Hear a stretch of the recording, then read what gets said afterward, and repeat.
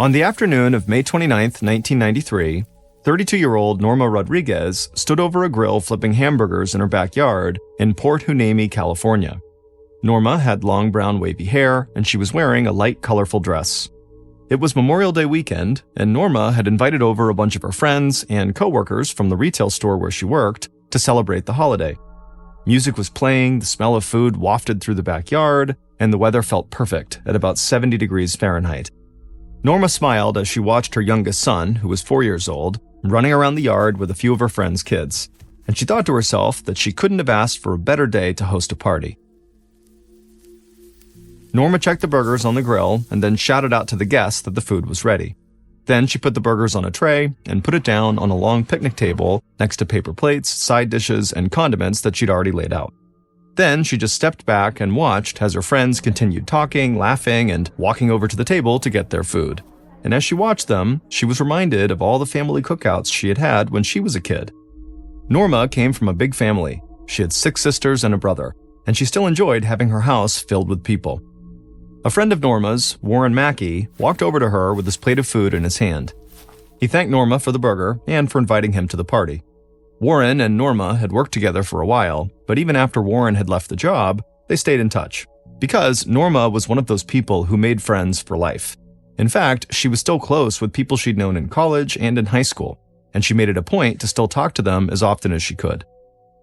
Warren took a bite of his hamburger, and then he told Norma that he'd noticed the rim on the basketball hoop in her driveway was bent forward, and he said he'd be happy to fix it right now if Norma wanted him to, and Norma said that would be great. She knew her oldest son would be very excited when he got home, and he saw the basketball hoop that he loved was now fixed. Norma lived in a small one-story house in Port Hueneme with her 4-year-old and 11-year-old boys. She had met the boys' father, Anthony Rodriguez, when she was in college, and they had married a couple of years later and started their family. Norma and Anthony's relationship had looked perfect from the outside. They seemed happy together, and they had these 2 beautiful sons. But despite the appearance of how they looked, internally, their relationship was kind of a mess.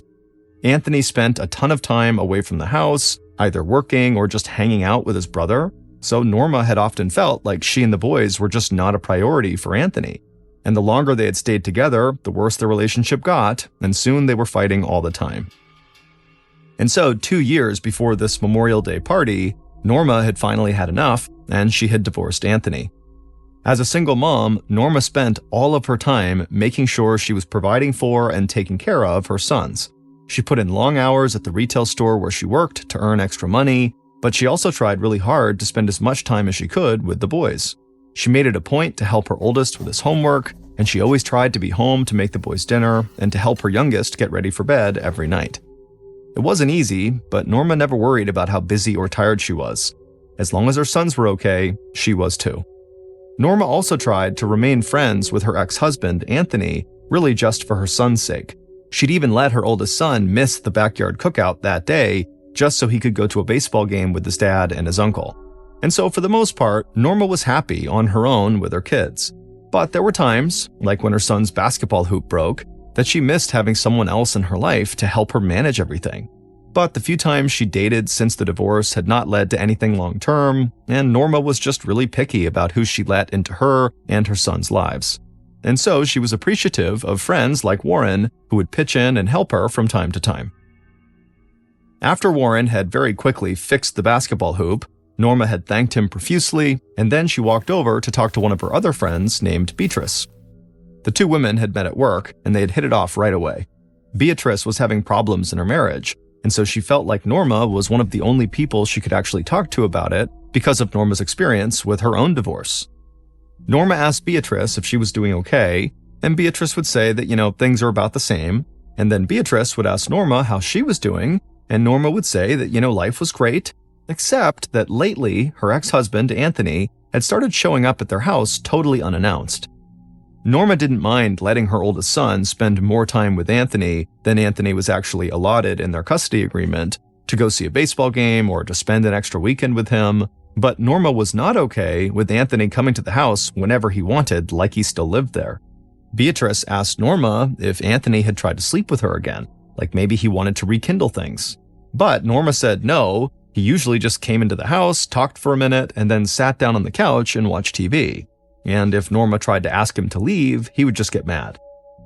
One of Norma's sisters, who lived nearby, had told her to just stop letting Anthony into the house at all, and Beatrice said she agreed with Norma's sister. Norma had to draw boundaries. But Norma worried that keeping Anthony out of the house would upset the boys, and that was the last thing she wanted. She knew her sons loved their dad, especially her oldest son, who shared a lot of interests with Anthony. And so her oldest son liked to hang out with his dad and talk about baseball and basketball and other things that Norma just didn't really know much about. Beatrice and Norma talked a bit longer about the whole situation, and then Norma walked around the backyard and checked in with her other guests to see if they needed anything. Norma's Memorial Day cookout lasted for hours. Some people stuck around until long after the sun had set to spend some more time with Norma and to help her clean up. Eventually, when the last guest had left, Norma picked up her 4-year-old son, who was still running around outside, and she began carrying him towards the house. Before she went inside, she turned and looked over at the now fixed basketball hoop and smiled, thinking about how nice it was that Warren had done that. Norma went inside and made her way to her son's room, where she tucked him into his bed and said goodnight. Then she walked into her own bedroom and got changed into a t-shirt and a pair of comfortable shorts. She went to the living room at the front of the house and then sat down on the couch to watch TV.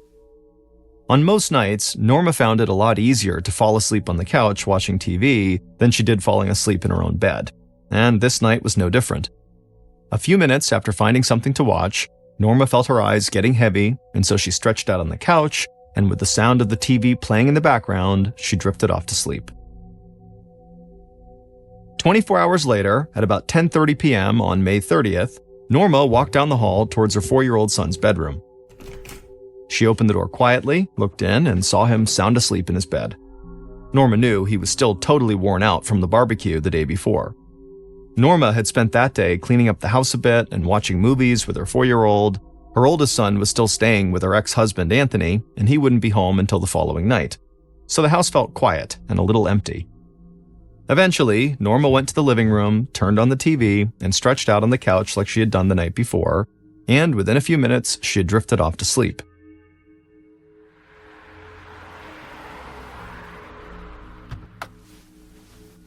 The next day, at 9:45 p.m. on May 31st, so 48 hours after the barbecue, Norma's 11-year-old son stepped out of Anthony's car in front of the house. The boy said goodbye to his father and to his uncle, who was also in the car. Then he walked up to the front door of the house as they drove away. The boy grabbed the doorknob, but the door was locked. So he knocked on the door and waited, but nobody answered. Then he knocked again, but there still was no answer. The boy figured his mom had just fallen asleep on the couch like she usually did, and so he looked out to the street to see if maybe his dad was still nearby and could help him wake up his mom. But his dad was gone. So the boy walked around to the side of the house to his open bedroom window. Norma liked to keep the windows open when it was nice out in the summer. The boy leaned in close to the window and pulled off the screen and put it on the ground. Then he grabbed the actual window and raised it higher and then climbed inside. But when he got into his room, he almost screamed. He was startled because his 4-year-old younger brother was just sitting there in the middle of his room. The 11-year-old caught his breath and then asked his little brother why he wasn't in his bed. The 4-year-old just looked at him and then pointed at the door leading into the bedroom and said, "Mommy has a Band-Aid on her face." The 11-year-old looked at his little brother for a second, totally confused, but then he figured his little brother was just tired and not making any sense, or that his mom maybe had cut her cheek or something and had put a Band-Aid on the cut. Either way, the 11-year-old didn't want to wake up his mom if she was sleeping, so he walked his little brother to his own room and tucked him in. Then the 11-year-old went back to his room, changed into pajamas, and went to bed as well.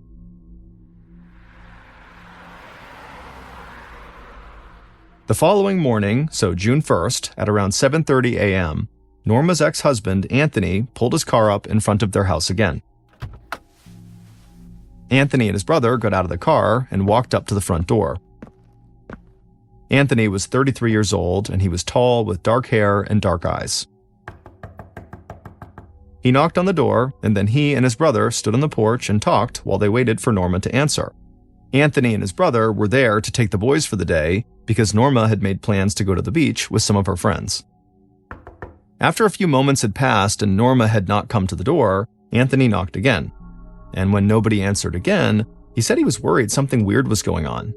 Norma knew he was coming over, and even when she fell asleep on the couch, she always woke up early in the morning.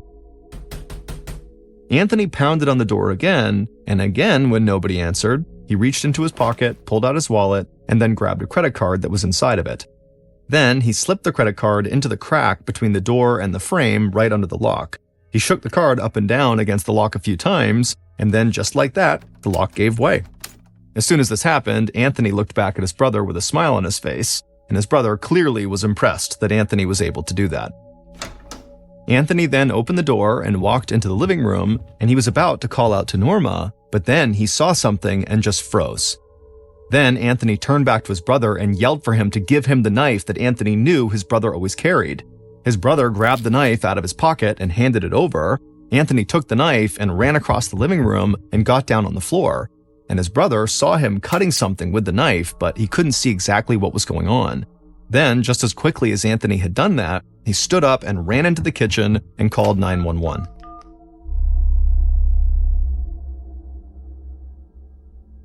A few minutes after Anthony called 911, Detective Tony Paradise walked through the small Port Hueneme Police Department, drinking a fresh cup of coffee. His phone was ringing at his desk, so he sat down and answered it. On the other line, a 911 dispatcher said they'd just gotten a call about a potential homicide. Paradise hung up the phone, and he thought somebody was playing a prank on him. That day was literally Paradise's first day on the job. He'd just transferred over from a station in Los Angeles, and he knew that Port Hueneme had a very low crime rate and that the small local police force had not dealt with a reported homicide case in close to 3 years. So Paradise thought the phone call might just be the other cops kind of hazing the new guy. Paradise got up and walked over to the desk of lead detective Dennis Fitzgerald to see if he was really being pranked, but Fitzgerald said there was no way that call was a joke. So Fitzgerald, Paradise, and several other officers headed outside, got into their cars, and drove a few minutes across town to Norma's house. Paradise parked his car in front of the house behind Fitzgerald's and then stepped outside. Paramedics were already there, and a uniformed officer was standing outside with Anthony, his brother, and Norma's 2 young sons. And Paradise saw at least a few of Norma's neighbors standing on their porches trying to see what was going on.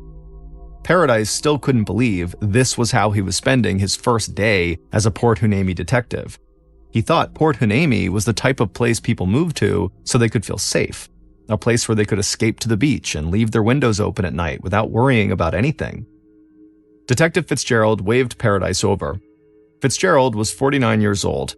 He was average height, and he had thinning hair and a mustache.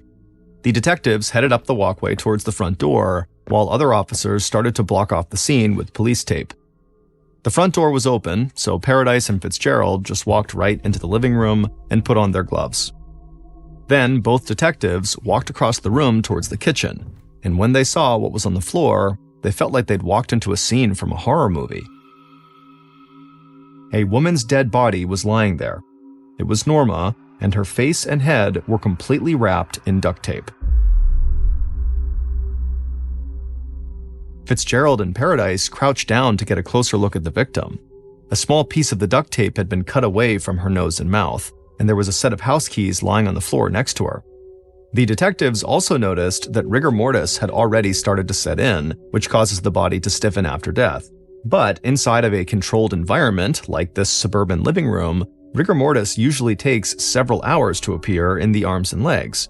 So Fitzgerald and Paradise believed the victim had most likely been dead in the house since sometime the day before. Fitzgerald and Paradise stood up and searched the living room. There was no blood anywhere, no weapon, and no sign of forced entry. So Fitzgerald wondered if maybe Norma had come home with the killer and still had her keys in her hand when she was attacked. While the detectives did a full search of the house, the forensics team arrived. They started to take DNA samples from Norma's body, using sweat from her hands, fingernail clippings, and samples from the duct tape wrapped around her head. In 1993, DNA testing was still a relatively new investigative technique. Large samples of DNA were required to get any useful results, and the testing process took a really long time. So investigators knew they should not expect a fast turnaround with any of these samples. During their search of the house, Fitzgerald and Paradise didn't find anything that had been disturbed in either of the boys' bedrooms or in Norma's bedroom. So they walked back outside and pulled Anthony down the walkway to talk to him, while Norma's sons stayed with their uncle and another officer. Anthony confirmed that the dead woman inside the house was his ex-wife, Norma Rodriguez. And Fitzgerald told Anthony they would need him and his brother to come to the station to answer some questions. Anthony said he understood and then walked back over to his sons. A little later, as Fitzgerald drove away from the house back to the station, he couldn't get the image of Norma out of his mind. There was something about wrapping duct tape around her face and head that felt so personal and invasive to Fitzgerald. So he was convinced whoever had done it must have known Norma intimately, and Fitzgerald thought that all of the initial signs pointed to Norma's ex-husband, Anthony.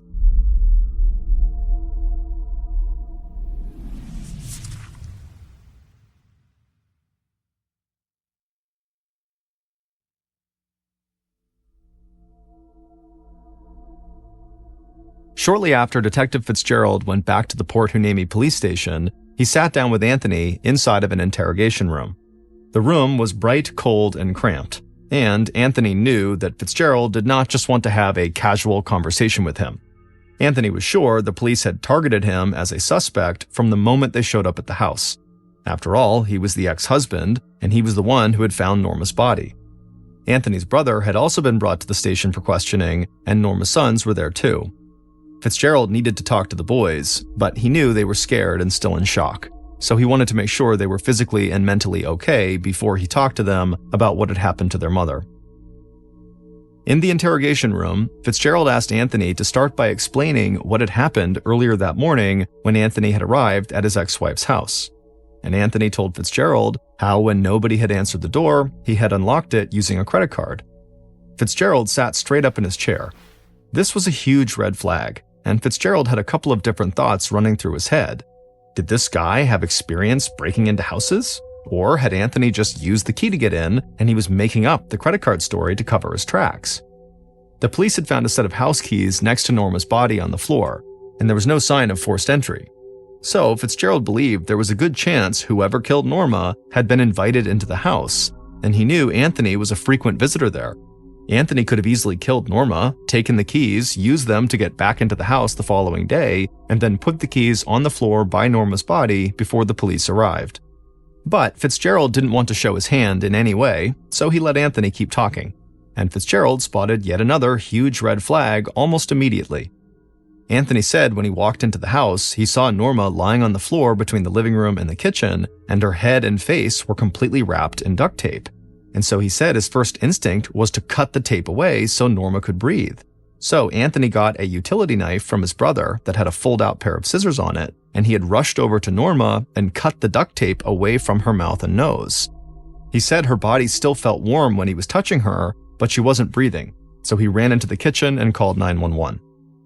Fitzgerald leaned back and just kind of stared at Anthony in disbelief. In Fitzgerald's mind, Anthony was admitting to tampering with evidence at a murder scene, and the idea that Anthony thought Norma's body was still warm didn't seem possible to Fitzgerald. He knew Norma had been dead since the day before Anthony and his brother showed up at the house, so her body definitely would not have been warm. It would have been cold. But Fitzgerald knew that people could experience different things and make strange decisions when they were in shock. So even though everything about Anthony's story felt totally off to Fitzgerald, he stayed open to the idea that Anthony could be telling the truth. Fitzgerald asked Anthony if he would stay at the station and submit to a polygraph, which is commonly known as a lie detector test. Anthony said he would, and he also agreed to submit DNA samples for testing. While Anthony was prepped for his polygraph, Fitzgerald stepped out of the interrogation room and met with the investigators who had been speaking with Anthony's brother. And it would turn out both men had given identical stories of what had happened. But that didn't really mean anything to Fitzgerald. Anthony and his brother could have easily worked out a story together before they called 911. Later that day, Norma's ex-husband Anthony sat through a polygraph test, and he passed. So as far as that test was concerned, Anthony was telling the truth about the events of the morning, which meant he was telling the truth about not killing Norma.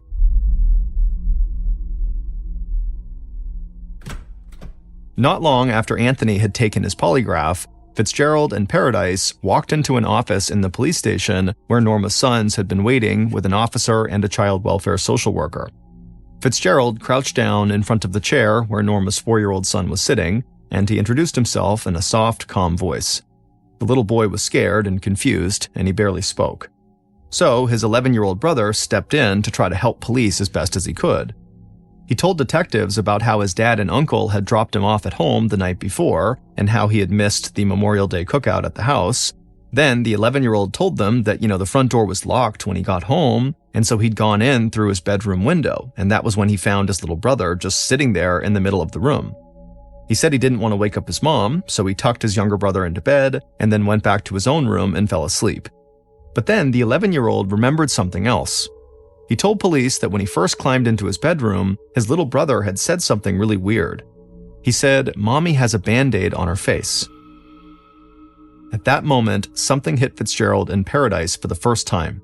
They realized that Norma's 4-year-old son had been alone in the house with the body of his dead mother for hours, and the little boy couldn't understand what the duct tape covering his mother's face was, so he had told his older brother that their mom had a Band-Aid on her face.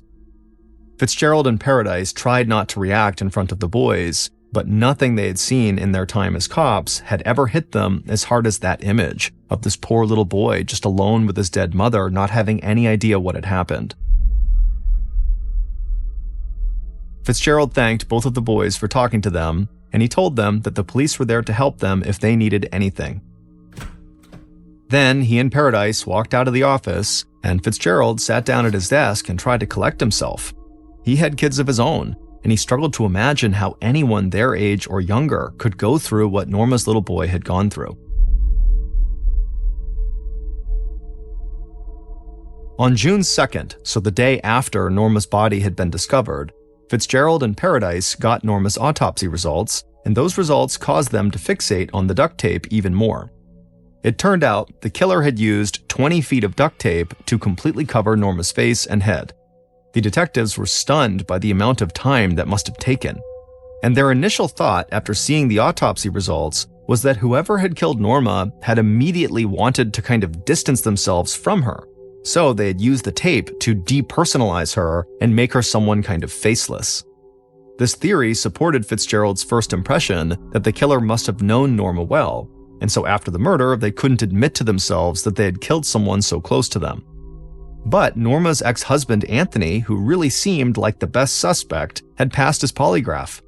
That didn't mean the police would rule him out as a suspect, but they needed to meet with other people who were also close to Norma, and they wanted to start by focusing on Norma's friends who had recently been at her house for that cookout.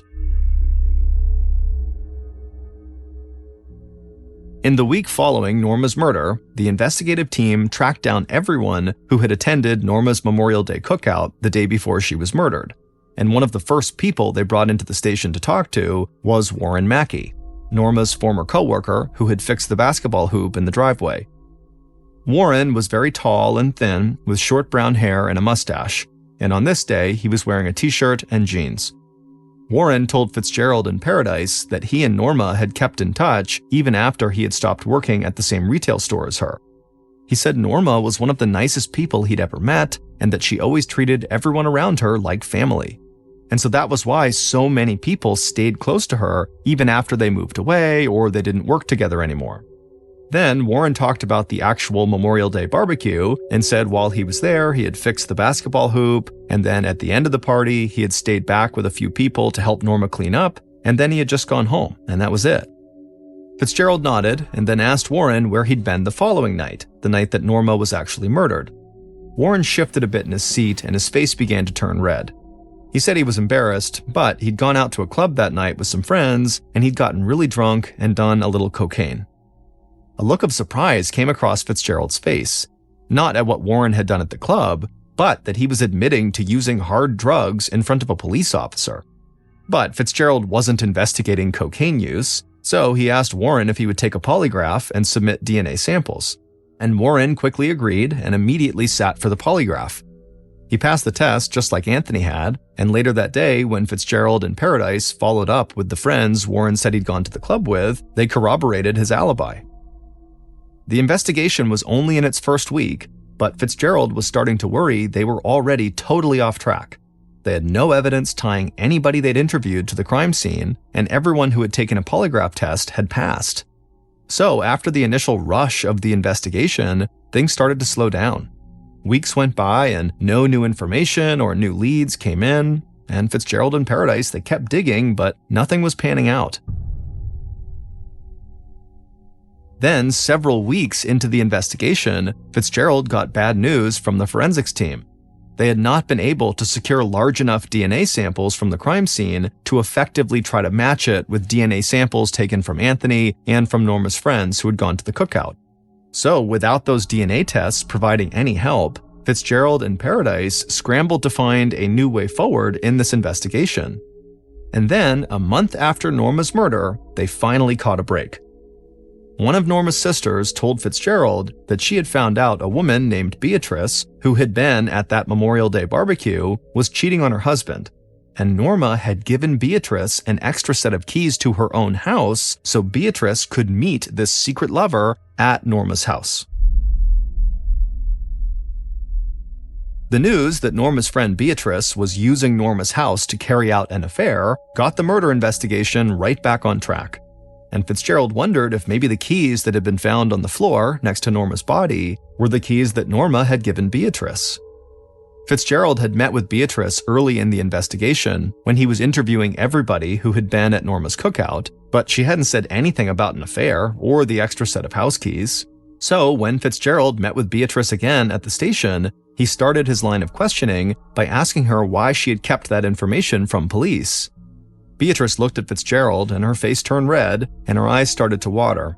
She said she was totally ashamed and embarrassed that she was cheating on her husband, and she was scared what would happen if her husband found out. After speaking to Beatrice for several more hours, Fitzgerald did not think she was the killer. But he thought Beatrice's husband could be the person they were looking for. Fitzgerald thought that Beatrice's husband probably did know that his wife was cheating on him.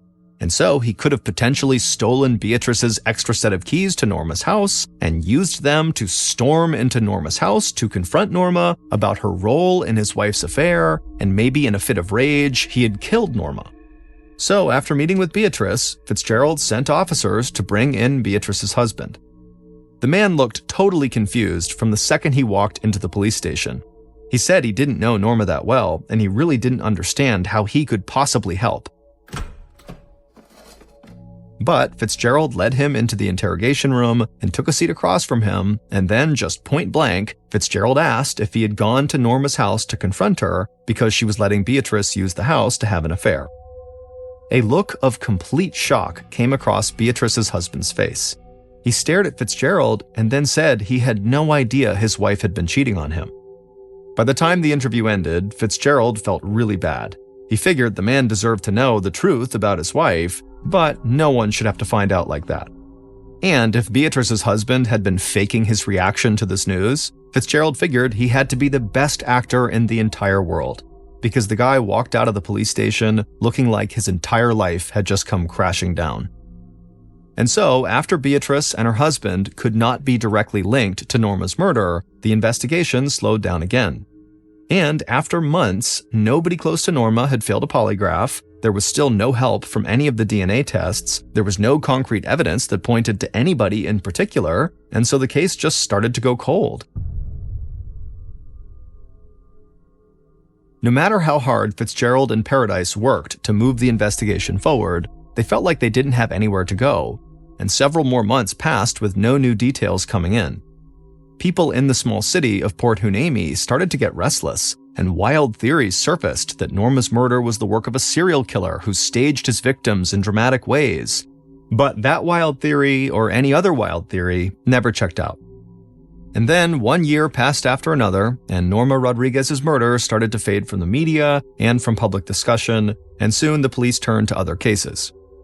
But Detective Fitzgerald vowed he would keep working the case until Norma's killer was brought to justice. Fitzgerald had been almost 50 years old at the time of Norma's murder, and he promised Norma's sisters that he would not retire until the case was solved, no matter how old he got. So, by the time Fitzgerald was almost 60 years old, he was still working the case and trying to keep his promise to Norma's sisters.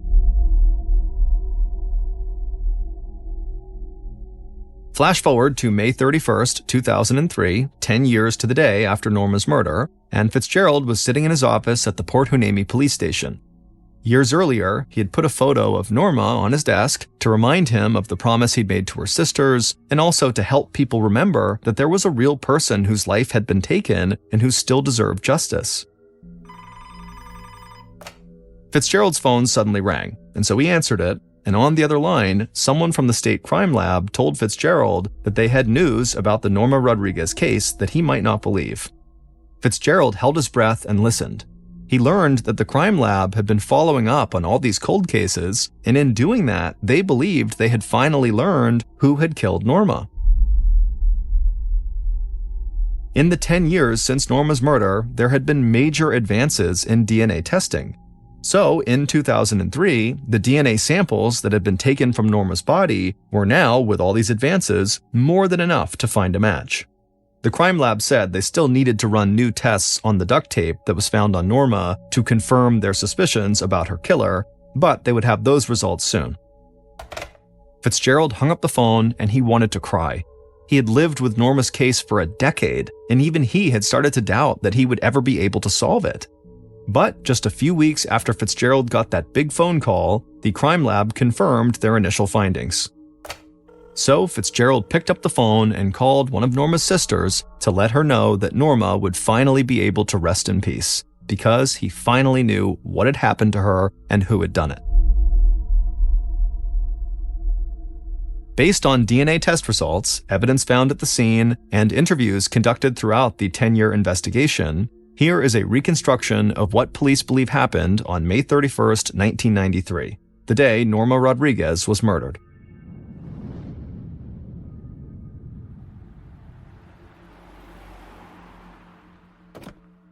Just after midnight, the killer parked their car down the street from Norma's house. They picked up a roll of duct tape off the passenger seat and then stepped outside of their car into the dark summer night. The killer quickly scanned the nearby houses to make sure nobody was outside.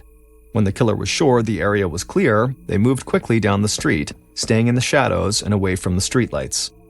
The killer was feeling angry and hurt and embarrassed, and they did not want to feel that way anymore. The killer crouched down low and moved quickly up the walkway to Norma's front door. They reached into their pocket, grabbed Norma's house keys, and unlocked the door and walked inside.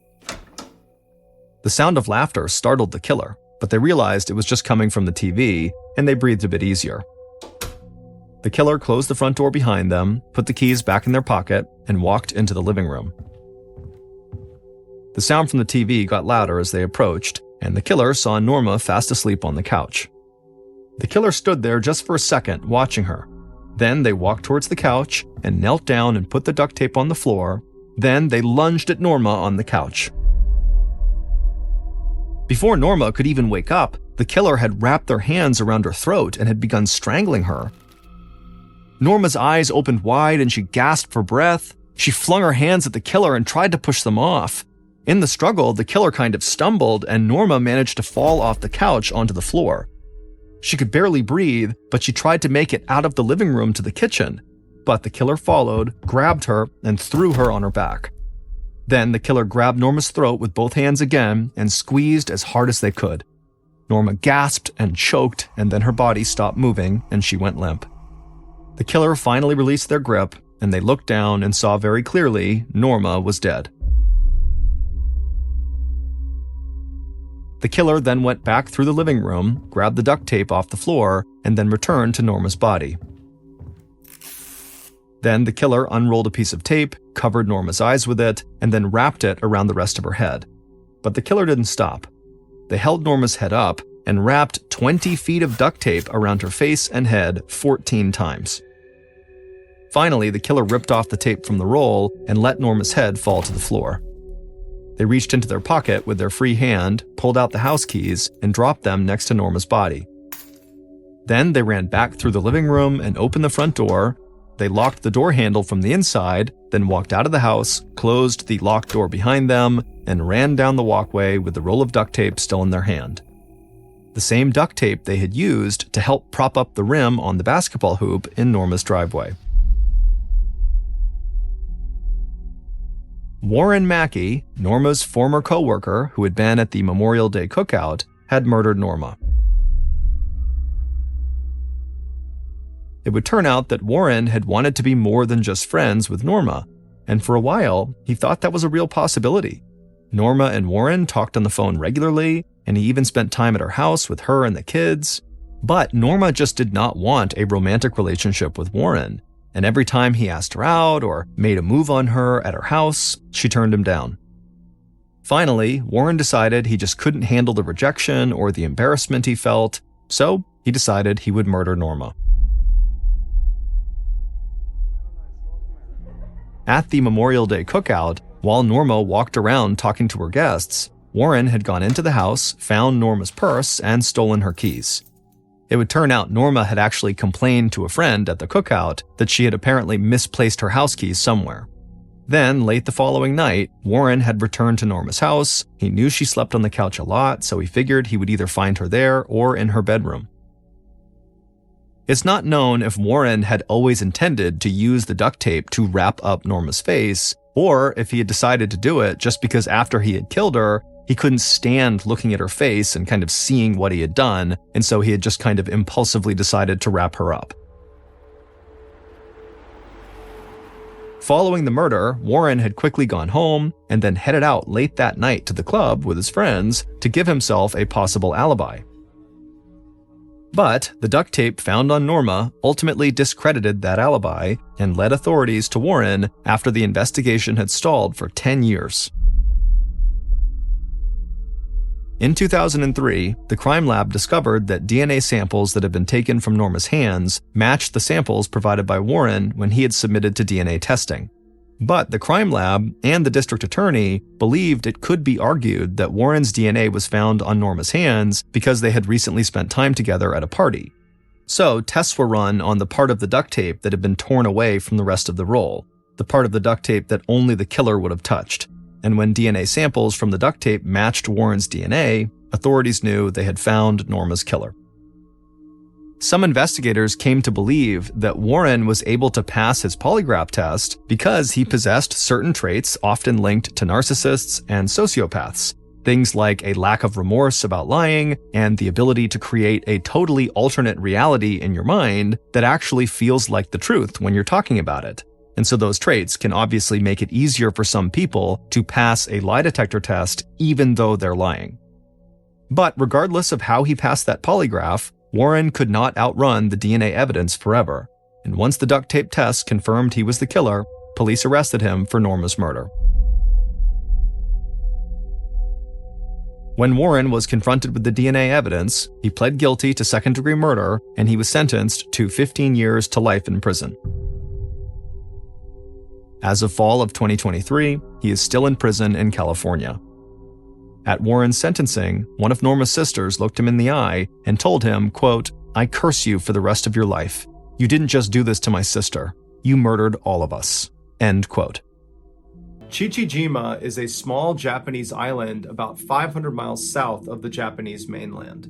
During World War II, the Japanese put a base on this island, and they put 2 radio towers at the top of the 2 mountains on the island. These radio towers became integral to the Japanese communication and surveillance operations in the Pacific during the war. And so at that time, the island was heavily fortified with up to 25,000 troops and huge anti-aircraft guns. Because of the island's obvious strategic value to Japan, the Americans wanted to take it from them. But American military strategists advised against that, saying that any amphibious landing of this island would result in massive casualties for Americans, and the Japanese would likely just repel the attack anyways. And so the Americans decided to go with the next best thing, which was to attempt to bomb the 2 towers and cut out their communications. So in June of 1944, American aircraft carriers, which are those huge ships that planes can take off of and land on, they headed for the island of Chichi Jima. And once the island was completely surrounded, the Americans began launching their pilots to try to take out these towers. But the Japanese fought back in a major way. And despite taking heavy casualties on their side, they repelled every American air raid and kept them from bombing their towers. After several months of these failed missions over Chichi Jima, the American military leaders were incredibly frustrated. They knew this was going to be a difficult mission, but they didn't expect it to be this difficult. However, this island was so strategically important that the Americans knew they had to just keep on sending pilots in until they took out these towers. And so in September of that year, the Americans were back to planning another raid over Chichi Jima Island, and one of the pilots selected to go on this particular raid was a 20-year-old named George, who actually was the youngest pilot in the United States Navy at the time. But despite his age, he had actually flown in several combat missions already and had actually been shot down already and had to eject into the ocean and was subsequently rescued. On the morning of this raid, George, along with his two-man crew, which was his radio operator named Dell and his door gunner named Ted, they boarded the plane, and then at 7:15 a.m., George and his crew took off, along with dozens of other American aircraft that were part of this operation. George immediately climbed above 8,000 feet because that would put them outside of anti-aircraft gun range. And so the way this mission would work is all these pilots would fly over the island, and then in order to drop their bombs, they would have to dive down below 8,000 feet and then manually drop their bombs and then try to get back up above 8,000 feet and out away from the island. And so George had run missions like this before, and so he was one of the first to actually make that dive down to the island. And as soon as he went below 8,000 feet, the island just erupted with anti-aircraft gun fire. And so all these rounds are coming up, flak is popping all over the place, and George almost immediately notices the side of his plane gets hit.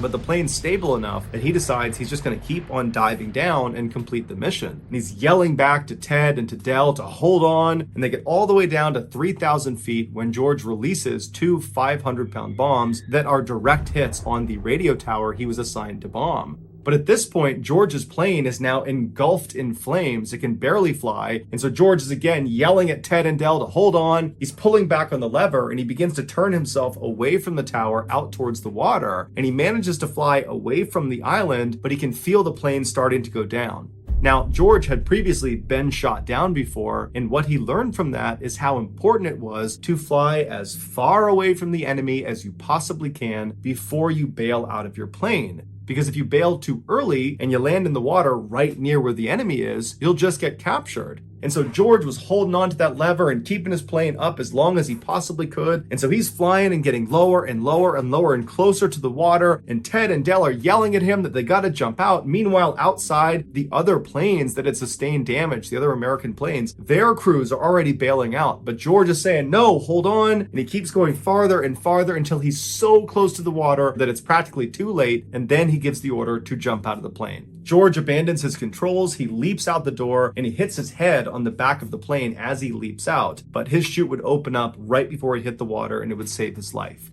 As soon as George hits the water and he comes up for air, he's under his parachute. And so he's trying to get his parachute away to get a breath of air. He disconnects his parachute from his shoulders. He clears the parachute and he's looking around and he sees his plane that is now being flown by no one go crashing directly into the water. And so immediately he's looking around for Ted and Dell's parachute to make sure they're okay, but he doesn't see any parachutes anywhere. However, George notices a life raft from his plane had miraculously just landed like 10 feet away from him. So he swims over to the life raft, he climbs inside, and once he's in there, all he's thinking about is Ted and Dell. So he's yelling for Ted, he's yelling for Dell, but he's not getting a response. And so George turns around in the raft. So now he's facing towards the island, and to his horror, way off on the horizon, right near the edge of this island, are Japanese patrol boats that are speeding in his direction. He knows they're coming to get him and the other people that had jumped out of these planes. And so George turns back around, he leaps onto his chest on the front of this raft, and he starts using his hands to swim as fast as he can away from this island. The whole time he's screaming out for Ted and Dell in hopes he's going to find them. Little did he know that both of them had not survived the crash. One had not even jumped out of the plane and had died on impact, and the other had jumped out, but their parachute had not inflated. And so George is swimming as fast as he possibly can, and he's yelling out for Dell and for Ted, and he's looking, but he doesn't hear them, he doesn't see them, and he knows that not only is he not going to find his friends, but there's just no way he's going to outswim these boats. And so at some point, he just turns around and sits in the raft, and he's looking towards these patrol boats, and he knows that at some point they're going to come up here and they're going to capture him. and all he can think about is how guilty he feels about Ted and Del. And he starts second guessing his decision to keep that plane flying as long as he did and make them bail out so late. And he's thinking, I probably got them killed. And then he thought about his wife and he wondered if he'd ever see her again. And then he turned towards these Japanese boats that were much closer now, but still fairly far away, and he began mentally preparing himself for captivity. But before he could be captured, American aircraft come storming in overhead, and they go flying past him towards the island, and they start dropping bombs and strafing these Japanese boats that were coming out to get George. And so George is thinking, oh my goodness, what luck. He turns around, he gets back on his chest, and he starts swimming as fast as he can, trying to get away, knowing that these boats are totally preoccupied with the aircraft overhead.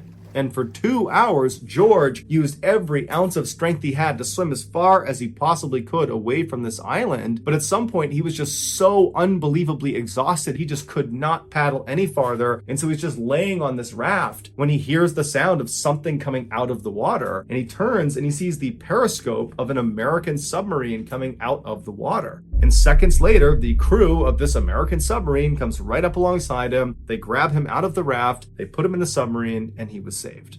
Besides George, Ted, and Del, there were 8 other American airmen that had to bail out of their aircraft because they were badly damaged following this raid. And so originally, those 8 people were not recovered and they were believed to have drowned at sea. But that actually was not true. The US government figured out fairly quickly what happened to them, but the details of what happened to them were so gruesome, the government decided they did not want to tell anyone. They especially didn't want to tell the parents and loved ones of these 8 airmen because they believed if they heard the true account, that would be too traumatic for them. And so they made the details of these 8 deaths totally top secret. But 60 years later, in 2004, an author named James Bradley discovered transcripts from a post-World War II Japanese war crimes trial held in Guam, where Japanese military leaders confessed to what they did to these 8 captured Americans. This is the true account.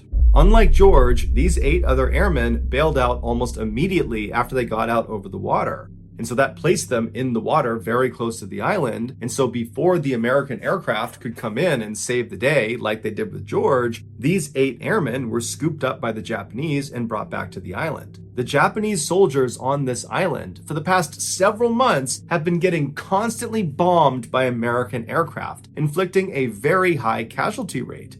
And so these soldiers hated the Americans and they wanted revenge against the Americans. And so suddenly you have these 8 American prisoners on this island with no one to protect them. And so what do you think happens? The Japanese decide they're going to exact their revenge on these 8 men. Within 24 hours of being captured, the 8 men were kind of huddled up in one section of the island when one of them, Marv Mershon, who was 19 from Long Beach, California, was grabbed by a Japanese commander, stood up and moved to this central area within their military camp, and they tied him to a tree, and this commander encouraged all of the other soldiers to beat and kick Marv. And so all day long, soldiers were coming up and just beating the crap out of Marv, and Marv is tied to the tree. He can't do anything. And these 7 other prisoners are forced to just watch because they can't do anything. And so that night, the same commander comes back and he unties Marv from the tree, and he tells these 7 other prisoners to stay where they are. And this commander and several other Japanese soldiers, they take Marv and they march him away from the group into the jungle, and they march him over to this freshly dug grave.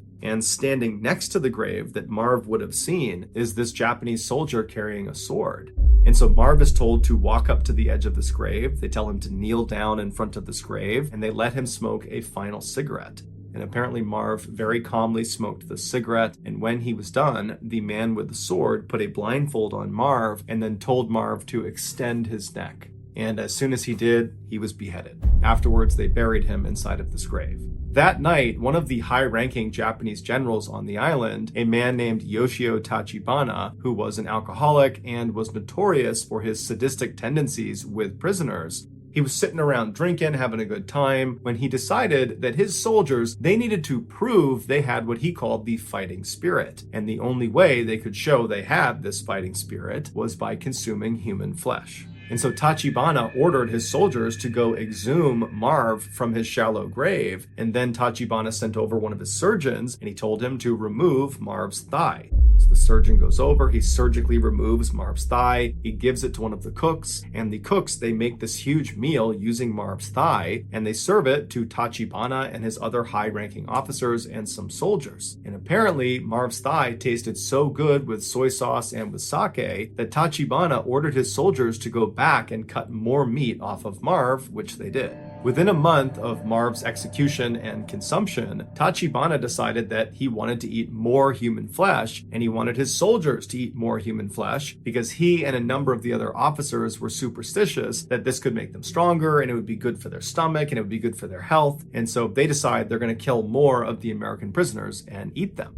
And so they brought the 7 remaining American prisoners out to the rifle range, and once they were all out there, one of the Japanese officers grabbed 25-year-old Floyd Hall from Missouri. They pulled him out of the group and they walked him over to the middle of this range and they tied him to a wooden stake in the ground. And once he was in place, Tachibana, who was there, he ordered the other Japanese soldiers to work on their bayonet work on Floyd Hall. And so one by one, these soldiers would go up and plunge their bayonets into Floyd Hall's chest, into his stomach, until he ultimately died. Once he was dead, Tachibana, who had brought along his surgeons for this very reason, he sent them out to remove Floyd's liver and his gallbladder right in front of the now 6 living prisoners. They're watching this happen right in front of them. And then once his liver and gallbladder have been removed and wrapped in cellophane paper to preserve them, the surgeons walked back and stood on the edge because they knew this was not the last execution of the day. And so the other 6 prisoners are looking around, wondering what's next, and then one of the commanders walks over and he grabs another one of the prisoners. His name was Earl Vaughn. He was 22 years old from Texas, and as soon as he was grabbed, he knew he did not want to face the same fate Floyd did, and so right away he became defiant. He wanted to die more quickly, and so he began yelling Semper Fi at the Japanese, and he kept extending his neck and pointing up at his neck, indicating he wanted a clean and quick death. Behead me. And so the Japanese, they tried to strap him to this wooden post because they wanted the other soldiers to work on their bayonets with him, but it was just too difficult with Earl. He put up such a fight and he kept putting his neck out that finally one of the soldiers did pull him down and he was beheaded. And then again, the surgeons came running out into the field, and in plain sight of the now 5 remaining American captives, they removed Earl's liver and his gallbladder and then wrapped them in cellophane paper to preserve them. And then they took Floyd and Earl's organs and they went back to the cooks to have them prepared. And that night, all the high-ranking officers on the island feasted on Earl and Floyd. Within a few days of Floyd and Earl's murders, the other 5 captives were also executed in a similar fashion, one by one, in front of their comrades. And 2 of those remaining 5 were also consumed. And unfortunately, one of those 2 was not executed beforehand. Instead, they had pieces of their body surgically amputated, and then those pieces would get cooked and eaten. And when they were done eating them, they would just come back and cut off more and more and more until there was nothing left to eat. And at that point, that prisoner was executed. They did this in order to keep their meat fresh. After the war was over, 34 Japanese soldiers, including General Tachibana, were tried for war crimes for their atrocities they committed against these 8 prisoners of war.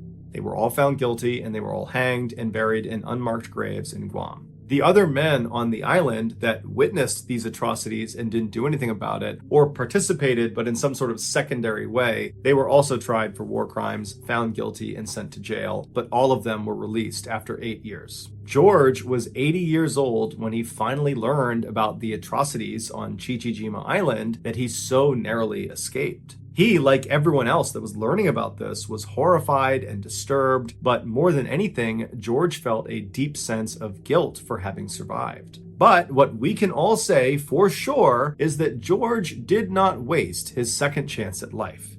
George H.W. Bush would go on to become the 41st president of the United States of America, and his son, also named George Bush, would go on to become the 43rd president of the United States of America. 2 world leaders who would change the course of history forever, who never would have been if George Sr. had bailed out of that plane near Chichi Jima Island just a few seconds earlier. Think about that. At 5:30 p.m. on November 21st, 2016, Jody Santoro, who was a 21-year-old mother in Melbourne, Australia, woke up to the sound of her 4-month-old son crying. Outside, there was this horrible thunderstorm going on. All this rain and hail were pelting the roof, and the wind was so strong that all the windows in the house were rattling. Jody reached over and grabbed her phone on the nightstand and checked the time, and she saw right away that she had overslept. However, it had been a really hot day that day, and she was so drained from the heat and also taking care of a 4-month-old that she wasn't really surprised she had overslept. But as the sound of her son's cries intensified, Jody knew, no matter how tired she was, she needed to get up and go tend to him. But the instant her legs swung off the bed and she actually tried to stand up, she knew something was wrong, and it had nothing to do with being tired. She had this incredible sense of dizziness come over her, and then her chest suddenly tightened up to the point where she could barely even breathe in. She found herself grabbing the bed just to steady herself. However, as alarming as this was, Jody didn't panic. She knew this feeling. She had been dealing with asthma for years, and she knew this was the start of an asthma attack. And so Jody reached over for her inhaler on the nightstand. She picked it up, brought it to her lips, pressed it down, and then took in a measured breath of the medication, expecting to pretty much immediately feel relief. But she didn't. The inhaler wasn't working. Jody again pressed down the inhaler harder this time and took a bigger breath in, hoping that a bit more medication might do the trick. But again, it just was not working. And so now with panic rising inside of her, she's, still struggling to breathe. Her son is still freaking out and she can't tend to him. And all she was thinking is, I have to get my nebulizer, which is basically a more robust version of an inhaler. It provides more medication more quickly into your body. However, the nebulizer, which was just over in her closet, required some setup. And she knew she felt so frantic right now and she was shaking so much that she didn't think she'd be able to set it up or even set it up in time before she passed out. Just then, her fiance walked into the bedroom, drawn there by the sound of their son crying. But the second he walked in, his attention was not on their son, it was instead on Jody, who by now was clutching the bed and kind of hobbled over and very clearly having some sort of medical emergency. Jody turned to him and began to say, I can't breathe. But her fiance already knew she had asthma. He knew what these attacks looked like. And so without even needing to be told, he rushed to the closet, set up her nebulizer, and then put the mask right over her face. And as soon as it was, Jody took in the biggest inhale she possibly could, really believing this was going to stop the asthma attack. But just like the inhaler, the nebulizer didn't work. It felt like with every breath she was taking, her lungs were shrinking, not expanding. And so Jody turned to her fiance and croaked out, "Call an ambulance," her voice barely audible. And so her fiance, who also was now beginning to panic, grabbed the phone, and as he was talking to the dispatcher, trying to relay all the details of what was happening, outside this thunderstorm was only getting worse and worse. The hail and the rain were battering the sides of the house, and all the windows were shaking. I mean, it was absolute bedlam inside of this house. The next few minutes were torture for Jody. She laid on the bed waiting for paramedics. Her breaths at this point were so small, so shallow, like she knew she was about to pass out any second. And then finally the paramedics rushed inside. She knew there were 2 people in the room, but it was so chaotic. And all she could say when they showed up in the room was, "I'm going to die. I'm going to die." The paramedics lifted her off the bed, they put her on the gurney, and as they wheeled her out the door towards the ambulance, her world went totally black. The paramedics rushed Jody to Sunshine Hospital, and on the way, they tried to stabilize her by squeezing these oxygen bags, forcing oxygen into Jody's lungs. And as they were doing that, Jody's fiance was following the ambulance right behind, white-knuckling the steering wheel, praying his fiance was going to survive this asthma attack. When the ambulance finally arrived at Sunshine Hospital, the emergency room was mayhem. Paramedics quickly wheeled Jody in on her gurney, shouting out her vital signs to the doctors waiting near the door. Her fiance, meanwhile, watched helplessly as the medical staff surrounded her and inserted IV lines, hooked up monitors, and began intubating her to force even more oxygen into her lungs. But fortunately, this rapid medical intervention, once Jody got to the hospital, appeared to work, because not long after getting there, Jody did begin to stabilize, not enough to suggest that she was actually all better, but her condition basically began to improve. However, the moment she began to improve, instead of the medical team, talking to her and figuring out what happened and making sure she really was on a path to recovery here, instead, the medical team literally ran out of her room back out to the front of the ER, because by this point, the Sunshine Hospital ER was overflowing with patients. There were all these people in the waiting room and also outside, and basically everybody had the same symptoms as Jody. They couldn't breathe. There were people slumped on the ground against the wall, screaming for help. I mean, the medical team was totally overwhelmed. And on top of that, there were ambulances literally lined up around the block waiting to drop off patients. There just wasn't any more space. But nonetheless, doctors and nurses and the medical team at the hospital worked furiously, moving from one patient to the next, sometimes in an exam room, sometimes out in the waiting room, sometimes outside. It's wherever the patients were. But the weird thing is all these people, they had the same symptoms, these severe asthma attacks, yet many of the people that were showing up had never had asthma in their lives before. So how was this happening? This went on for hours and hours. And really, the situation in the hospital only continued to get worse, with more and more and more patients showing up with worse and worse symptoms. And so during this madness, Jody, who really hadn't gotten better, she just stabilized, she actually was moved out of the emergency room and over to the ICU, pretty much just to create one more space for new patients. And so in the ICU, Jody's fiance sat next to her, gripping her hand, listening to the sound of the monitors beeping steadily all around her. Outside the room, he could see doctors and nurses and medical staff sprinting up and down the hallways, looking frantic and worried. He had no idea what was happening here. He just hoped Jody would be okay. But it would turn out there actually was someone who knew exactly what was going on. A university researcher named Philip Taylor had actually predicted this the day before. Professor Taylor was an expert in atmospheric allergens, a field so niche that barely anybody outside of his small research circle had even heard of it. And so on the afternoon of November 20th, the day before, Taylor had been at home in his office analyzing data when he noticed something very alarming. All of the ingredients for a catastrophic event were aligning in the forecast, and the patterns were so precise that it stopped him cold. Taylor was stunned. He'd spent years studying the effects of weather on public health, but he'd never seen anything like this before. And at the same time, Taylor also realized that as alarming as this was, very few other people, if anybody, would see this as a problem. He was like the one person in the world that had the expertise to see how catastrophic this might actually be. And so desperate to warn others, he wound up posting a very urgent announcement on this weather website that he managed. But unfortunately, it just wasn't seen by enough people in time. And so now, as hospitals all across Melbourne overflowed with people gasping for air, Taylor sat in his backyard watching the storm unfold. The sky was pitch black, rain and hail was coming down, the wind was whipping, and off in the distance, all he could hear was thunder and sirens. And he knew, unfortunately, his prediction had been right. Just like Professor Taylor's weather models had predicted, on November 21st, 2016, Melbourne, Australia was hit by an extremely rare event known as thunderstorm asthma. This deadly phenomenon can only occur when three very specific weather conditions align. 1, high heat during the day.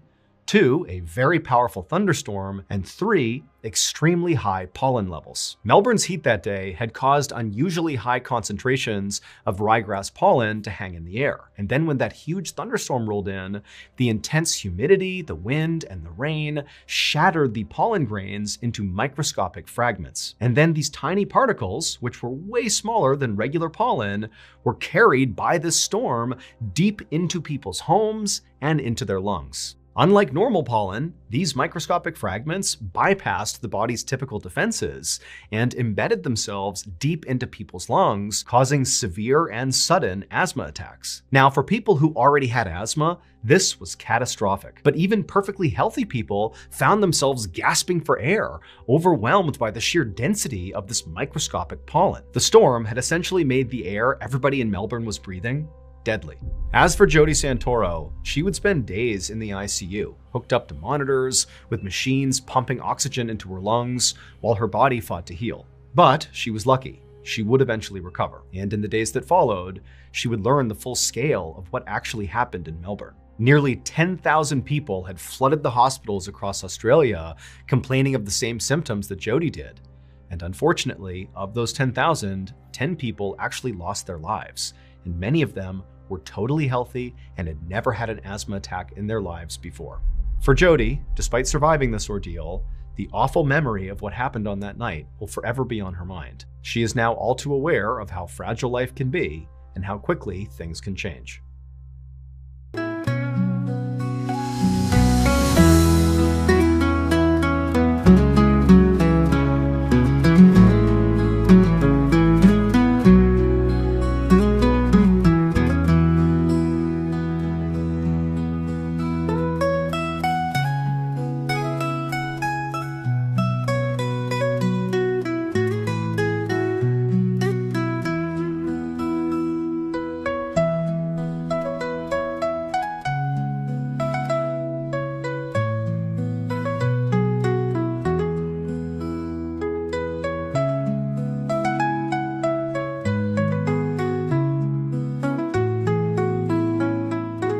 Thank you for listening to the Mr. Ballin podcast. If you got something out of this episode and you haven't done this already, please replace the 5-star review button's hand sanitizer with lubricant right before they go out to run some errands. Also, please subscribe to the Mr. Ballin podcast on Spotify, Apple Podcasts, Amazon, Google, and anywhere else you get your podcasts. This podcast airs every Monday and Thursday morning, but in the meantime, you can always watch one of the hundreds of stories I have posted on my YouTube channel, which is just called Mr. Ballin.